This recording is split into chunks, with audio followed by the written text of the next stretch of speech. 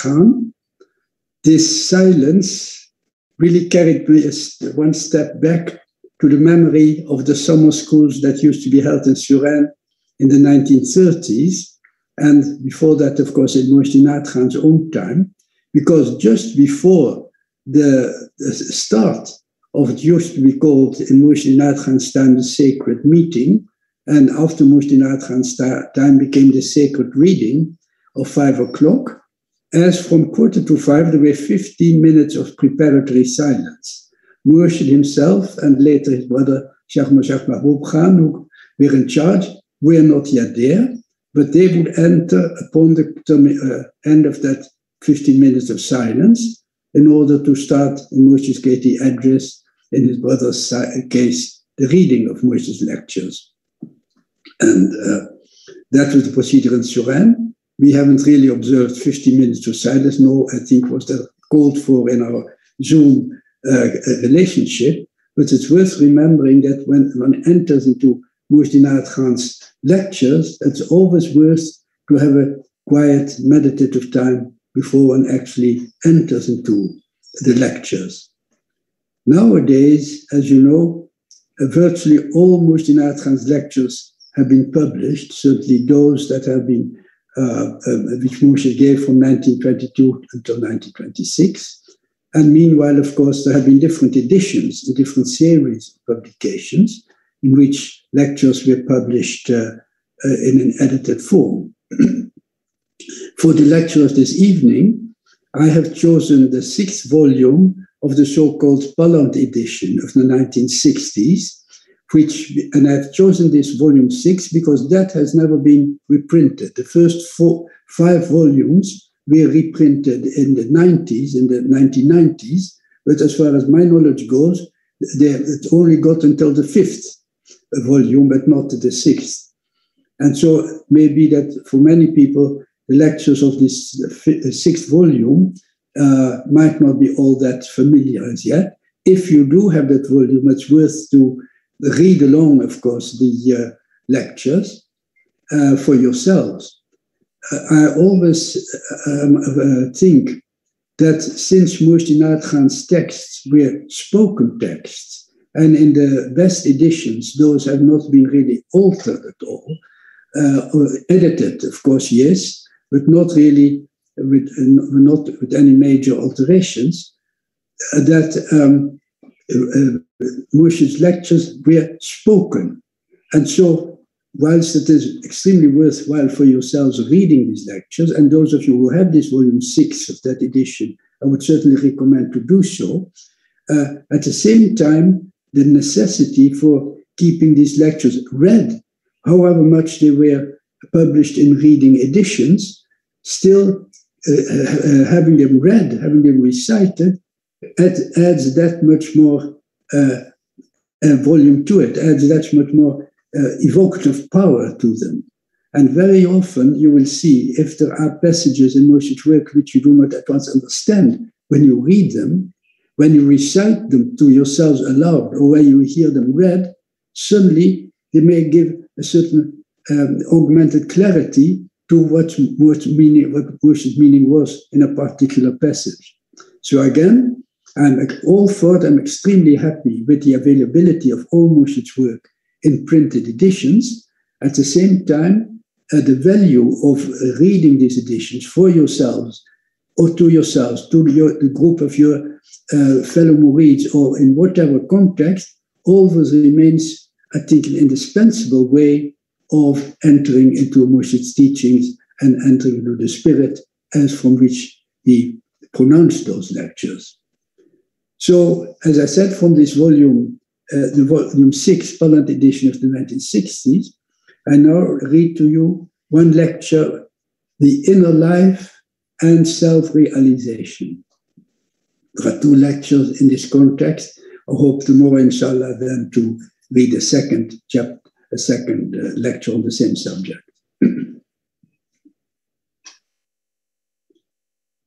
It is by the inner life that self-realization is achieved. Life can be divided in 2 parts. One part is attending to our worldly needs, toiling, earning money, serving in different capacities in order to live ourselves and to provide for our families. This is one side of life. And the other side is realizing that there is something besides the worldly life, that there is a higher ideal, a greater happiness, a deeper insight into life, and a greater peace. This is another life. By inner life, I do not at all mean a religious life, for a man may be very religious and at the same time very worldly. There is a story about Aurangzeb's reign in India, that he issued an imperial command that everyone in his dominions must attend all the 5 prayers of the faithful. At that time, a sage lived there, although no one really knew that he was a sage, as he lived in solitude. But the sage also received a command, but he forgot it, or he did not think about it. So the police were sent to bring him to the house of prayer, the mosque, and he came willingly and joined the congregation. When the imam, who leads the prayers, began his recitation, the sage suddenly ran away from the congregation almost at once. And again, the police went after him, and he was brought before the judge, for he had not only violated the law, but disturbed the whole congregation. He said to the judge, "I would like to know what the leader of prayers meant the congregation to do. I would like to know what the leader of the prayers meant the congregation to do." The judge said, "Religion teaches you that your thoughts should be united with the thoughts of the leader." The sage said, "But that is what I did." The teacher's thoughts went to his house. He had forgotten his keys at home. So I could not remain in the house of prayer in the mosque. I ran for the keys. And in the end, it proved that it was so. He was a great sage, and to him was known all that was going on in the minds of others. To be religious, to be orthodox, or to be pious does not necessarily mean to be spiritual. To be spiritual is something quite different from being prayerful, as one calls it. Now the question is, how does one proceed in the inner life? The inner life can be considered as a journey to a desired goal. And there are certain conditions on this journey, which one should first know. In the first place, the journey is hard because there are no electric trains. It is a journey we have to make on foot. This at once changes the character of the journey and makes it different from the journeys that we are accustomed to. There is no modern equipment, and we have forgotten how one journeyed in the past.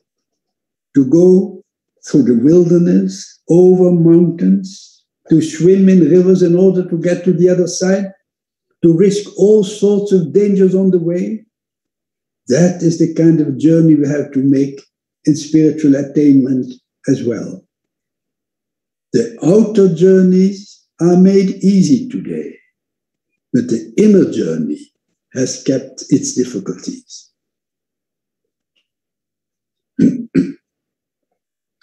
The first condition of this journey is conscientiousness in regard to the customs on the way. For instance, when one has to walk long distances, one gives up all unnecessary burdens. We have to keep up so many things in life in order to make this journey. For we unconsciously make our life heavy for ourselves. And whilst outwardly it may not seem difficult, yet when we begin to journey inwardly, then we realize how difficult it is to carry a heavy load. When we have to travel on foot, every little responsibility we take upon us and every little habit weigh upon us. Little things which in everyday life we would never ever think about. We have become more and more addicted to comforts, more and more intolerant towards the environment, more and more sensitive to jarring influences. Instead of becoming stronger, we have become weaker every day, so that when it comes to journeying and facing the difficulties which we find on the journey, it becomes very difficult indeed.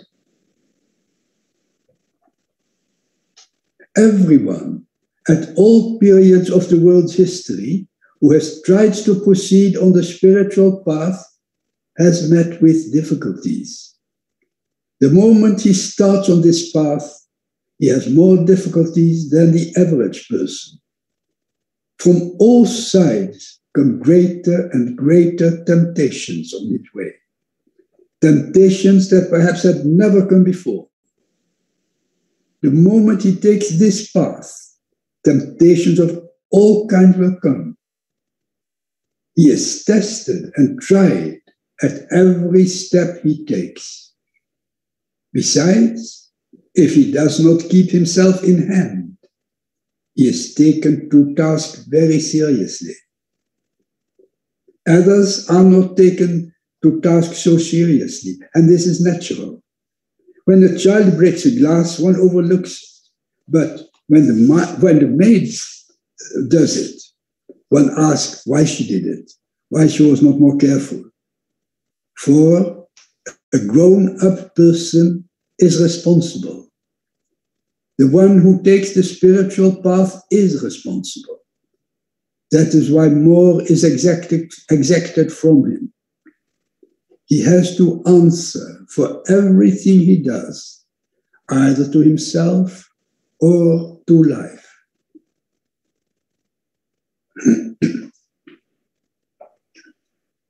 We have many debts to pay in our lives, debts we even not always know of.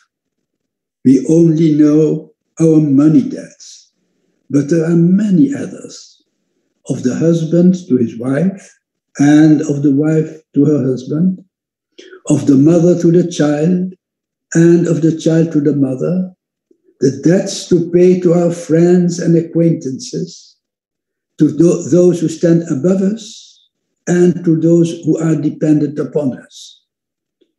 There are so many different kinds of debts we have to pay, and yet we never think about them. In ancient times, even those not taking the spiritual path, for instance, the noblemen and warriors, had a law of chivalry, and there were strict rules about paying one's debts. The ancient people thought, my mother has brought me up from infancy. She has sacrificed her sleep, her rest and comfort for me, and loved me with a love which is beyond any other love in this world. And she has shown in life that mercy to me, which is the compassion of God. The child thought a great deal about the debt owed to its mother. Someone went to see the Prophet Muhammad and asked him, Prophet, you said that there is a great debt to be paid to one's mother. Suppose I gave my mother all that I have earned. Would that pay her back? The Prophet said, no, not in the least. If you served her your whole life, even then you could not pay the debt of what she has done for you in one day. She brought you up with the thought always in her mind that even when she has gone, you would live. She has not only given a service and heart and love to you, but also her life. That you will live after her. That has been all her thought. And what is your thought?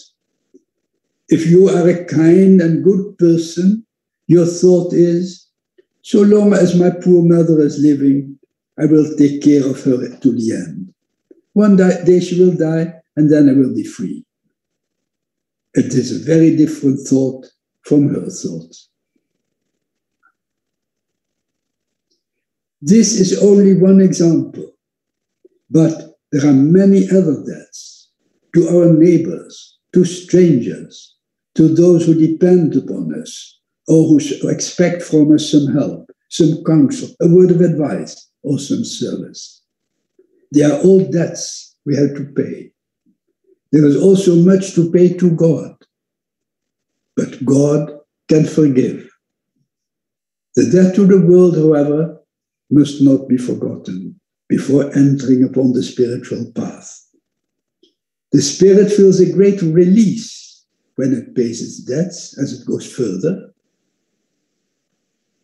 Do people think of these simple things nowadays?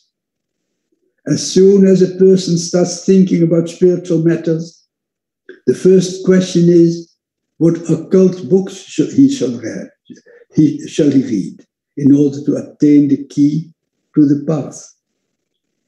He never thinks about these little things and how much depends upon them. But there is a condition that must be fulfilled, and that is our consideration for every soul. We may ask, what if they don't deserve it? What if they are not worthy of it? It is not our concern whether they deserve it or not. We should not think about it. Where there is money to be paid to a moneylender, it must be paid, whether he deserves it or not.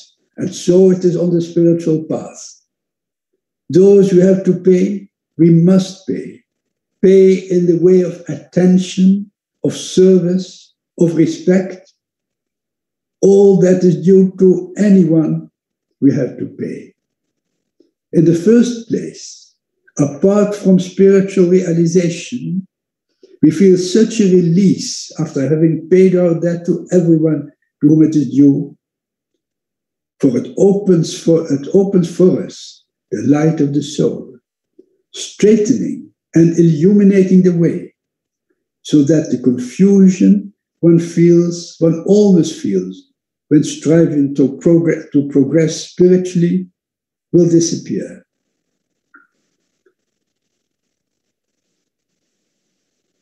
We can now understand what is the next step on the spiritual path.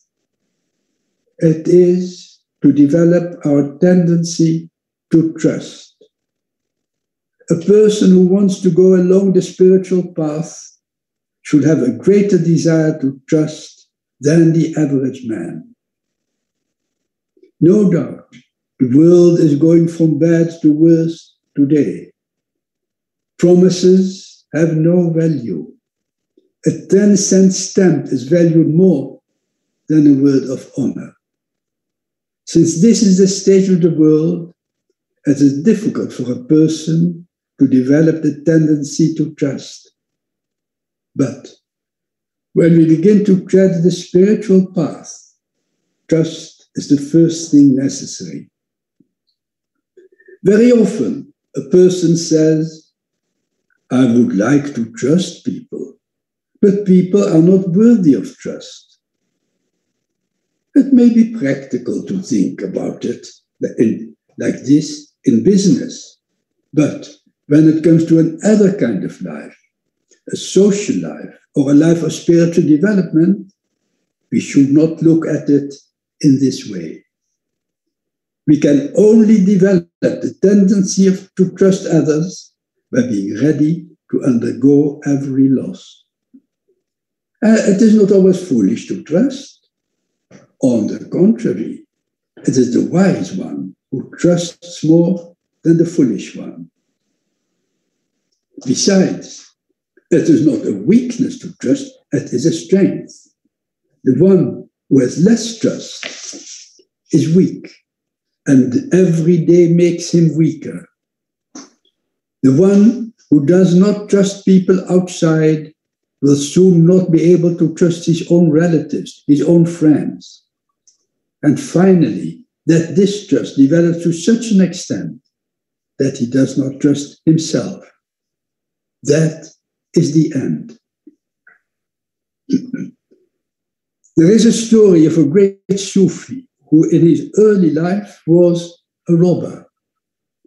Once there was a man traveling through the desert in a caravan, and he had a purse full of coins. And he wanted to entrust them to someone because he had heard that robbers were about. He looked around, and some way off he saw a tent, and a man was sitting there, a most distinguished looking man. So he said, "Will you please keep this purse? For I am afraid that if the robbers come, they will take it." The man said, "Give it to me, I will keep it." When the traveler came back to the caravan, he found that the robbers had come and taken all the money of his fellow travelers. And he thanked God that he had given his purse to someone to keep. But when he returned to that tent, he saw all the robbers sitting there, and among them was this most dignified man dividing the spoils. He realized that this was the chief of the robbers, and he thought, "I was more foolish than all the others, for I gave my money to a thief. Who can be more foolish than that?" And he was frightened and backed away. But as soon as the chief saw him, he called him and said, "Why are you going? Why did you come here?" He said, "I came here to get my purse back, but I found that I had given it to the very band whom I wanted to protect it." The chief said, "You gave me your purse. Is it not so? You entrusted it to me. It was not stolen from you. Did you not trust me? How can you expect me to take it from you? Here is your purse. Take it." This act of trustworthiness impressed the robbers so much that they followed the example of the chief, and in time they gave up robbery.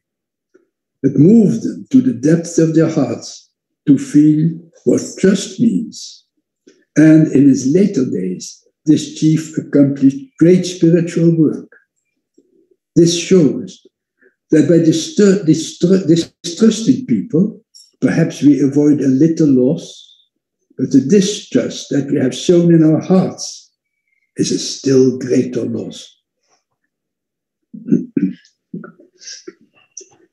The third step in the inner life is to find someone whose guidance we can trust. We might find a spiritual teacher as great as an angel, and yet, if we have no trust, he can do very little for us. Besides, if we found in our life a spiritual guide who did not prove trustworthy, our loss would be smaller than the loss of the teacher. The loss of the teacher would be far greater. Nevertheless, the whole of the spiritual progress under the guidance of a teacher depends upon the extent of our trust in his guidance. Without this trust, all the teachings and practice of occult laws will amount to nothing. People seeking after trust should know the place of the teacher in their lives, the importance of the spiritual guide and of his guidance. They should value it and consider it sacred. If that knowledge is not there, then nothing is there, and they are like lost sheep. Moreover, the tendency of going from one thing to another, from one teacher to another, is an offense to the teacher, to God, and to oneself. for in this way one accomplishes nothing. Many wonder why it should be necessary to seek the guidance of someone else in order to arrive at spiritual attainment. If a person is self-sufficient, if he is satisfied and guided by the light from within, he need not seek any such personality. But I have never seen a child born who had already learned how to speak,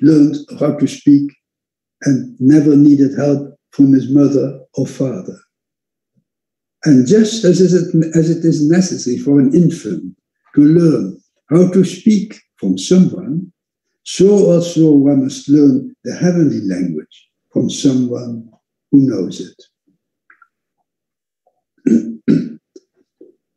In my youth, my interest in the spiritual path was great, and I came in contact with the teacher by whom I was destined to be initiated. And one thing my teacher said was, no matter how great a teacher comes, once you have received this initiation, this blessing from my hands, your faith may not change. Having had a modern education, I wondered what to think about this. I did not doubt, but I asked myself, what does it mean? But with every step further in my life, I found out more surely than that this alone is the right way. When the mind is disturbed, when a person is distrustful, and he goes from one teacher and then tries another method, what can one find in him? There is no ideal there. In a university, one may study first under one professor and then under another, and so on. That is all right for a university. It is a different kind of education. But when it comes to spiritual education, idealism is necessary. In a village, there once was a young peasant who was known to be a great seeker after truth. And then a great teacher came to that village, and it was announced that for whoever came into the presence of this teacher, the doors of heaven would be open, and he would be admitted there without having to account for his deeds. And the peasants were very excited about this, and they all went to the teacher, except this one young man. And the teacher said, everyone from the village has come to see me, except this young man. So I shall go to him myself. So he went to the cottage of this young man and said, what is it? Is it that you are antagonistic to me? Or that you doubt my knowledge? What is it that has kept you from coming to me, to see me? And the young man answered, there is nothing that kept me back except this one thing. I heard the announcement that everyone in your presence would be admitted to heaven without question. And I do not seek this admission, because although I had a teacher once, I do not know where he is, in heaven or in hell. And when I went to heaven and he was in the other place, it would be terrible for me. Heaven would become hell for me. I would rather be with my teacher wherever he is. That is the ideal of the seekers after truth above their spiritual teacher. And that idealism enables them to progress and gain the confidence of their teacher. Today, the tendency is different. A pupil begins to weigh and measure the teacher before he has started on the spiritual path at all. He wants to know whether the teacher fits in with his idea, or whether or not he does not fit in, or whether he does not fit in. And if the teacher does not fit in with his idea, He does not come to learn. But when it comes to teaching, it is quite different. They say that they are seeking a teacher, but they believe that they are teachers themselves. It is this attitude which is keeping thousands of people back. It's not only the faith and devotion one has for one's teacher that counts, but it is also the effacing of one's self, because the teacher's work is like that of a goldsmith who melts the gold and then makes an ornament out of it. Therefore, the teacher has to test and try, to mold and to melt, before he can use the pupil for a better purpose. And if a pupil cannot give himself to that molding, then he will have a difficult time. One might ask, if it is not weakness to be passive? Yes, if one were passive from weakness, then it would be weakness. But if one is passive from willpower, then it is a strength, for it requires great strength to dominate one's own self. One's self has a silent influence, as is shown in the story of Daniel. It was the power of his self that tamed the lion. But it is easy to tame a lion compared with the taming of one's own self. One's own self can be horrible, more horrible than a lion. One may think, how I have melted, how gentle, how thoughtful I have become. But then there may be moments when one acts quite differently to one's own astonishment. Really, to dominate the crude nature is a melting process. Then, when the gold is melted, one can turn it into any ornament one likes. And when we go still further on the spiritual path, it becomes a path of power, of concentration.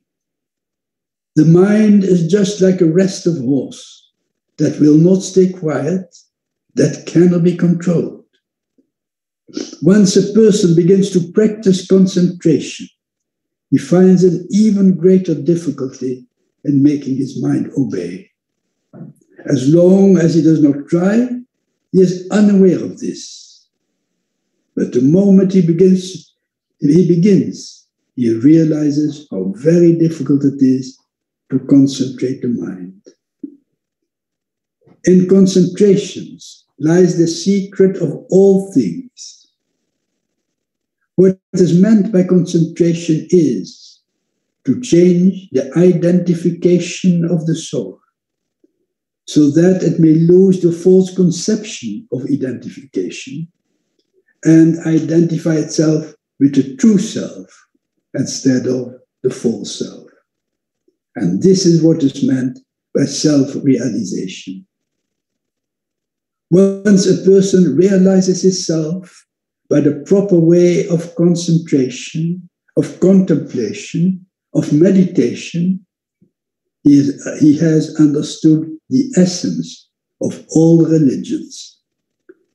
Because all religions are only different ways that lead to one truth, and that truth is self-realization.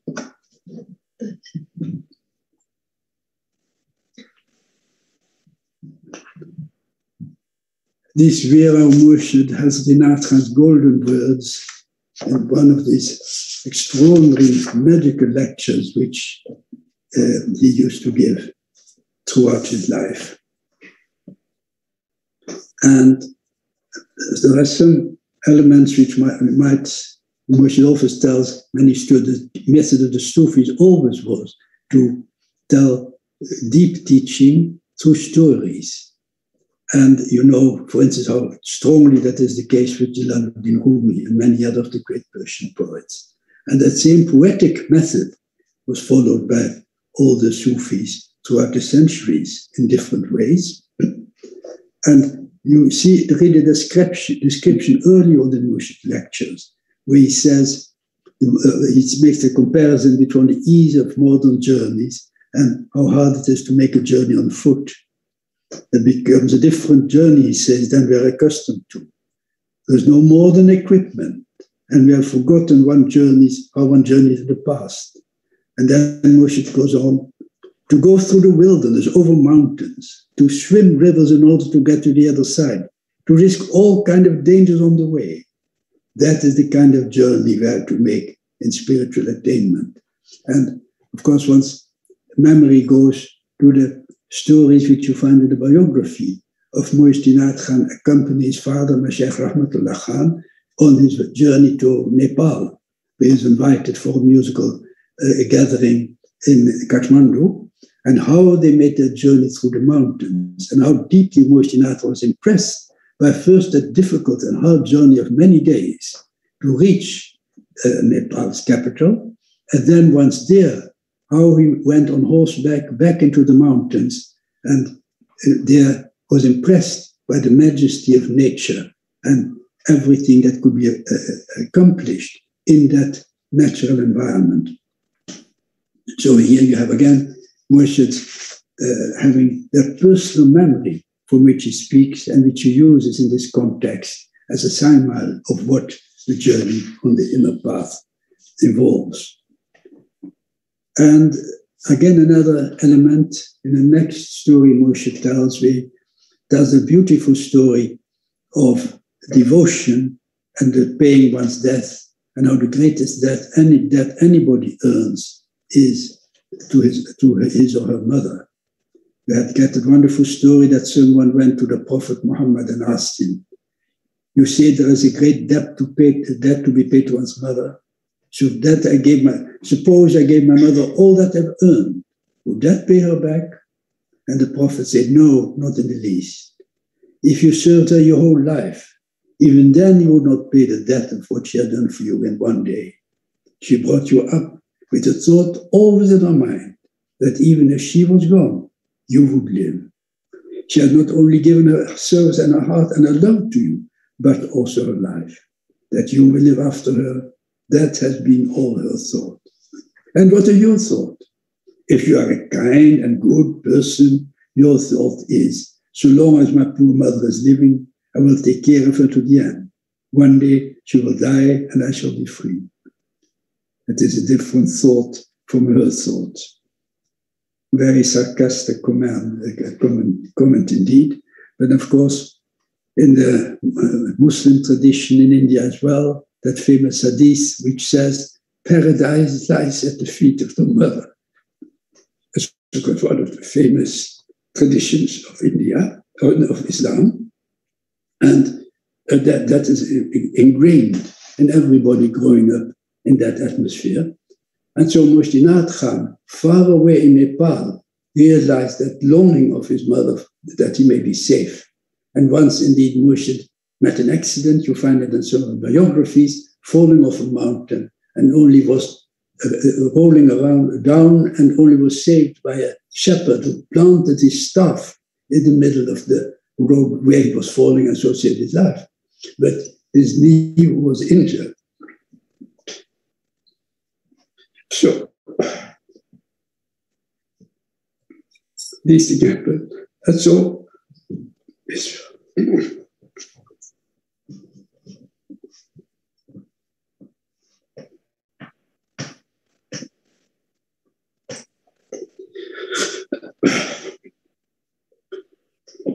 and actually his mother dreamt that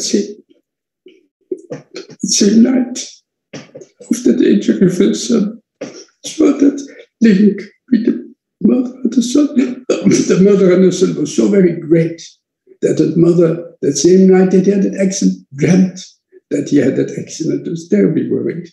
So there you see how that link between that mother and that son, so very great. And Inayat Khan made, in honor of her, he made that poem in which he said all the virtues, all the gratitude he had to attribute to his mother, and where he said, funny things, I'm sorry, I'm very touched when I recount these stories, when I remember these stories. But then in that poem, he said, you're so great, so much I owe to you, I can never pay you back. Even if I used my skin to make your shoes, that would be insufficient. So this is a typically Indian sense of life, of mortality, of devotion, and of honoring parents. And as I say, I apologize for this. I'm always terribly moved when I hear these stories recited. I heard them from my father and uncle, of course. But for a child to say, even if I use my skin to make your shoes, it would be insufficient. He sang it to his mother. Naturally, his mother burst into tears. So that was one very moving element again. And Moshe then said, again, all these personal elements come into Moshe's lectures as well.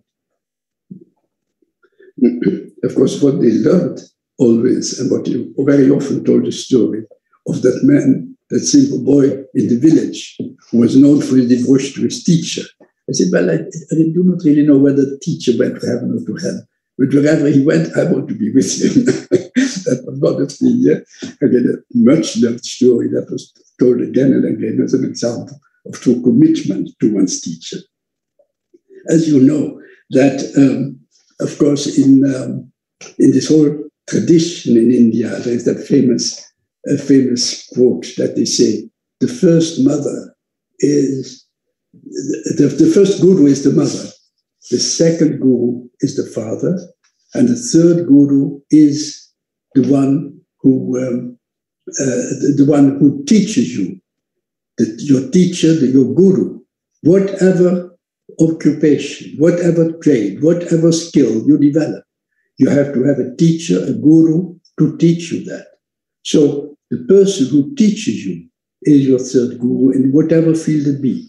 And of course, a fortiori in the field of spiritual development. That is the ultimate fulfillment of human life. And so the guru in that field is the ultimate teacher, the ultimate guru on your path.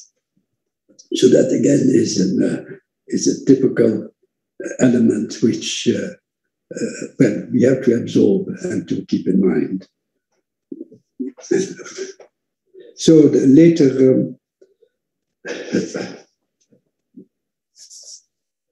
Moshe tells about the story that he says, in my youth, my interest in the spiritual path was great. And I came in contact with a teacher by whom I was destined to be initiated.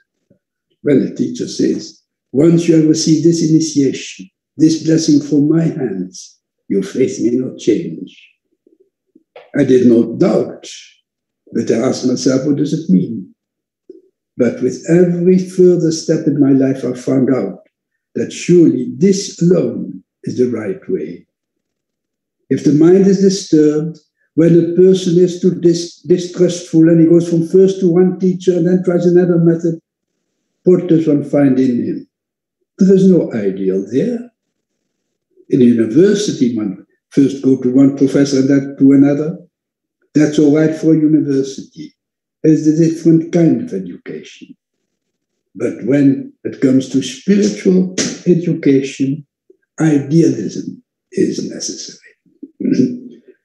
So here again, this Moshe is very often, and you probably all of you know that, of that story, that when he's taking leave, when he visits his teacher, of course very frequently, almost daily to visit his teacher, quite a hot journey in Hyderabad, because he was living in the modern part of Hyderabad called Sikandarabad, which is a British capital, and largely inhabited by Parsis, who were the most inhabited the most anglicized and the most advanced community in those days. So he went from the Parsi community of Secunderabad through the whole old town of Hyderabad and outside on the other side on horseback in the heat every day in order to go and visit his teacher. And then whenever the time was to leave, his teacher would say, "May God strengthen your faith." And there again, Murshid said that he wondered that why Murshid says this. Is, of course, if you doubt his faith in him, why should he say this again and again? But there again, you get that element of faith. And again, here, that element of idealism, which enables you to have that faith. That is the essence of all inner progress. So I must excuse I've talked too much about this lecture after Murshid's words. Maybe any of you may have a comment or an observation or a question to make. Then I should say you can do that now. And then after that, we'll conclude with one short passage of this lecture so that we may conclude this meeting with Murshid's words ringing in our ears and in our hearts. So now the floor is open if anybody would like to make any question or comment.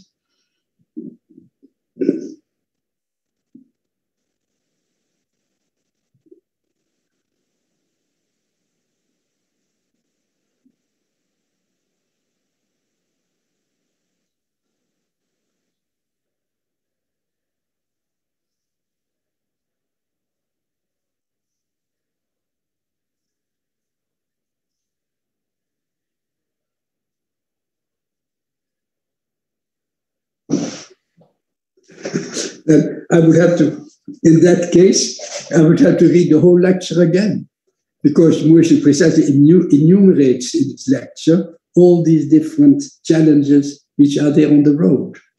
So that is, of course, that uncertainty, that doubt, everything which human being is confronted with is precisely the theme of this lecture.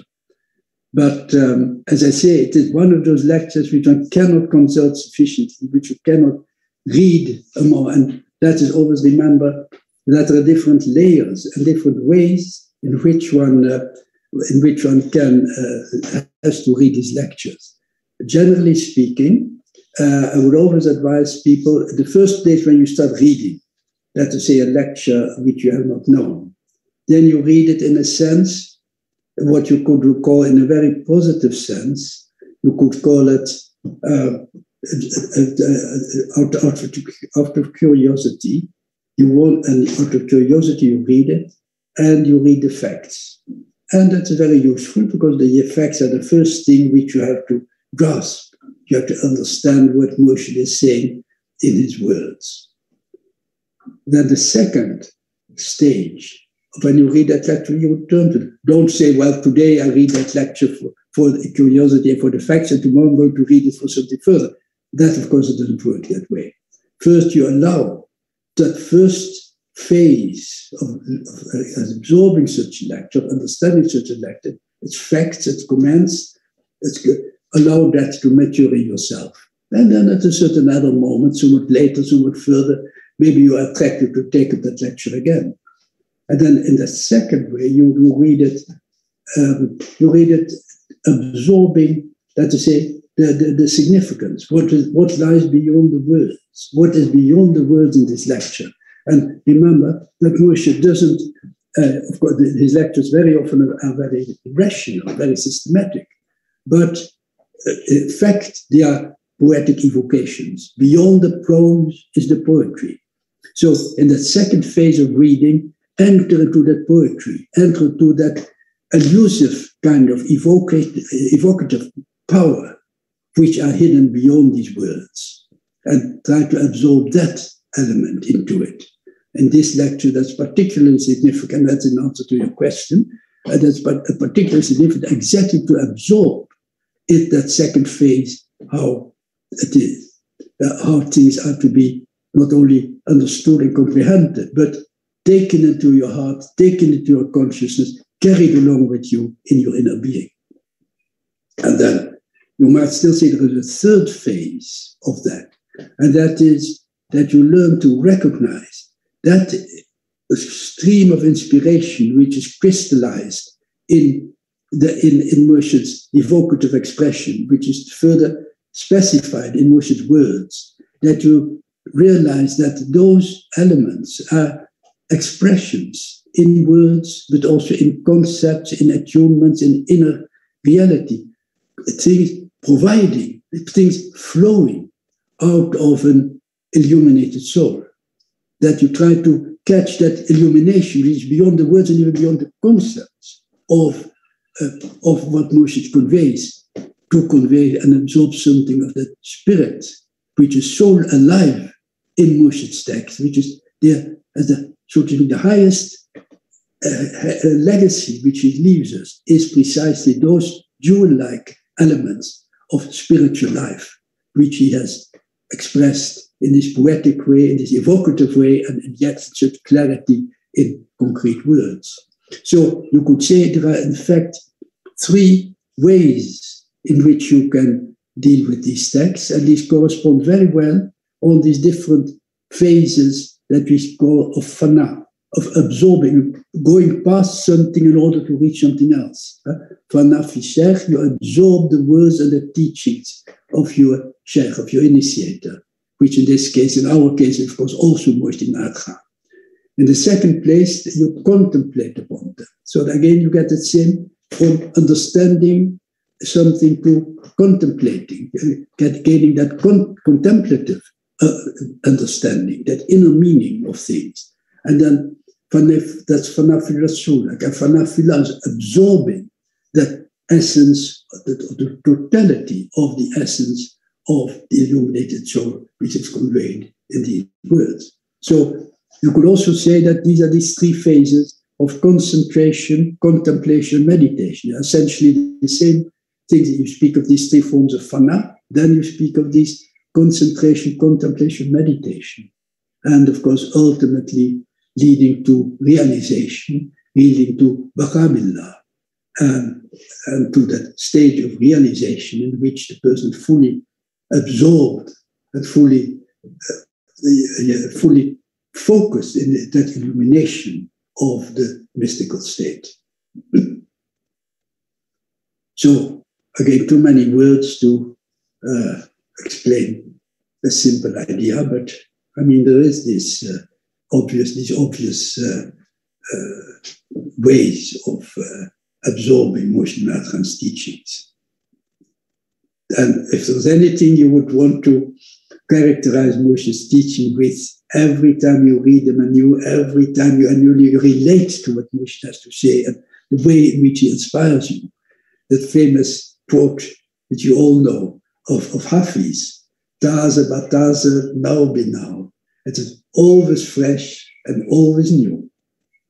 That is one experience you find in Murshid as I think nowhere else in the literature of mysticism.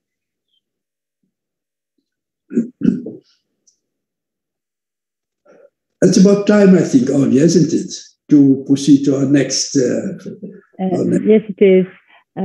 So maybe you would like to end what you said with words of Murshid? Yes, that's right. And then we have a small silence, and then we invite Ali and... who will, if I see the program rightly, both give us the ilahis and an introduction to the zikr. Because Mehmed has that wonderful way of casting his ilahis, which of course are divine music, and then that makes it so easy, as you often experience in his Khanqa and Mannheim also, that you transit from this evocative ilahi music to the actual zikr, the repetition of the zikr. So that's, but then just to conclude with some of Murshid's words. Murshid speaks about that melting process, how the inner being of the human being, the ego of the human being has to be melted in order to turn the gold into a golden ornament. And then Murshid says, and when we go still further on the spiritual path, it becomes a path of power, of concentration. The mind is just like a restive horse that will not stay quiet, that cannot be controlled. Once a person begins to practice concentration, he finds an even greater difficulty in making his mind obey. As long as he does not try, he is unaware of this. But the moment he begins, he realizes how very difficult it is to concentrate the mind. In concentration lies the secret of all things. What is meant by concentration is the change of identification of the soul, so that it may lose the false conception of identification and identify with the true self instead of with the false self. That is what is meant by self-realization. Once a person realizes his self by the proper way of concentration, of contemplation, of meditation, he has understood the essence of all religions. Because all religions are only different ways to lead to one truth, and that truth is self-realization.